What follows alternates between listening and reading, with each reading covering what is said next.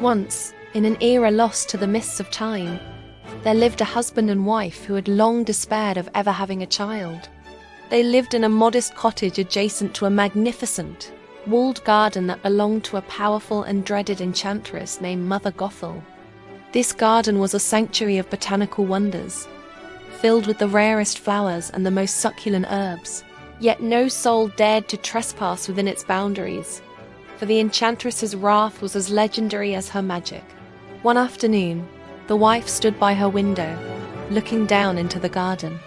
Her eyes fell upon a bed of fresh, green rampion known, in some tongues, as Rapunzel. The plants looked so vibrant and crisp that she was seized by an overwhelming, uncontrollable craving to eat them. Day after day, her desire grew until she became pale and wretched, convinced she would perish if she could not taste the greens. Distraught by his wife's declining health, the husband scaled the high wall under the cover of twilight, snatched a handful of the rampion, and hurried back. The wife devoured it, but her hunger only intensified. On the second night, as the husband descended the wall once more, a shadow loomed over him. It was Mother Gothel.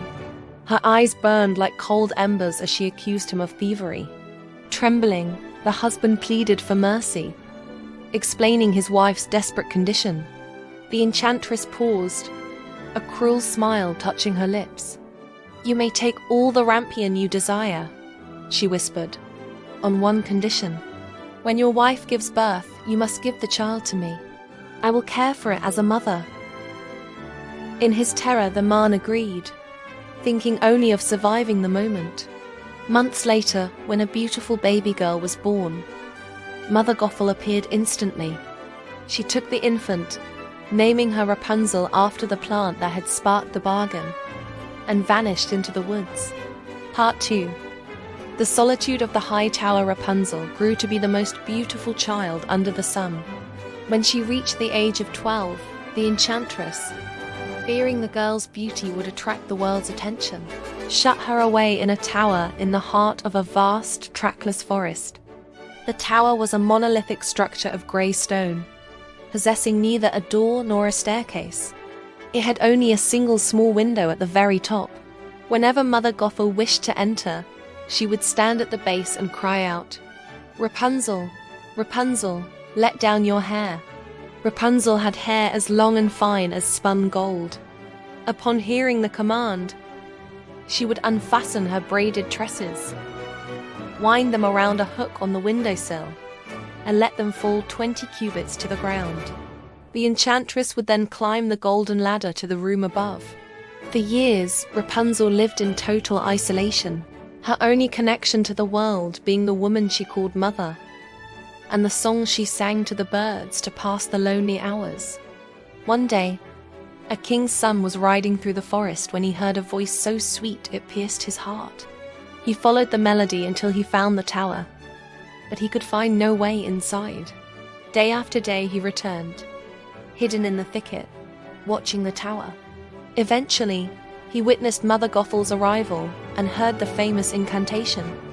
Once the enchantress had departed, the prince stood beneath the window and repeated the words, "Rapunzel, Rapunzel, let down your hair." The hair descended, and the prince climbed.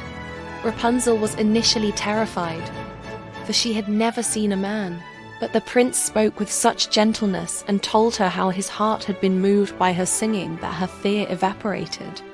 They began to meet every evening. They fell in love, and the prince promised to bring her a strand of silk each time he visited, so that she might weave a ladder to escape her stone prison. Part 3. The betrayal and the desert of thorns, their secret remained safe until one fateful afternoon. Rapunzel, distracted by her thoughts, turned to Mother Gothel and innocently asked why it took her so much longer to climb the tower than the young prince. The enchantress erupted in a fury that shook the very foundations of the tower. "Wicked child," she shrieked. "I thought I had sequestered you from all the world, yet you have deceived me." In her rage, she seized Rapunzel's golden hair, wound it around her hand, and took a pair of shears. With a cruel snip-snap, the beautiful tresses fell to the floor. Gothel then used her dark magic to banish Rapunzel to a desolate, barren wasteland, leaving the girl to weep in loneliness and poverty. That evening, when the prince arrived and called out, the enchantress fastened the severed hair to the hook and let it down. When the prince reached the window, he found not his beloved Rapunzel, but the glaring eyes of the witch. "The bird has flown," she mocked. "The cat has caught it and will scratch your eyes out too. Rapunzel is lost to you forever." Overcome with grief and despair, the prince leaped from the tower window. Though he survived the fall, he landed in a thicket of thorns that pierced his eyes, blinding him. For years, he wandered aimlessly through the darkest parts of the forest, eating only roots and berries, weeping for the loss of his greatest love. Eventually, his wanderings led him to the very wasteland where Rapunzel had been banished. One morning, he heard a voice singing a mournful tune, a voice he recognized in the very depths of his soul. He stumbled toward the sound, calling her name. Rapunzel saw him and fell upon his neck, her tears of joy flowing freely. 2 of her tears fell into his darkened eyes, and suddenly, the film of blindness cleared. His sight was restored. He looked upon her and saw that she was as beautiful as the day they met. The prince led Rapunzel back to his father's kingdom, where they were received with great rejoicing. The walls of the tower were forgotten. The enchantress was never seen again, and they lived the rest of their days in peace.